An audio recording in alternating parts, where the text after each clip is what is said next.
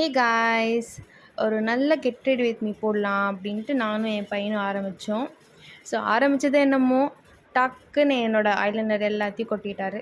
So இவனை வச்சு இனிமேல் எதுவும் பண்ண முடியாது அப்படின்ட்டு இவனை எங்கள் அண்ணன்கிட்ட பாஸ் பண்ணிவிட்டு ஸோ நான் ரெடியாக கிளம்பிட்டேன். And we were getting ready for a naming ceremony. So அதுக்கு நான் சாரியும் அண்ட் என் பையனும் வேஸ்ட் சட்டை போட்டுட்டு கிளம்பிட்டோம்.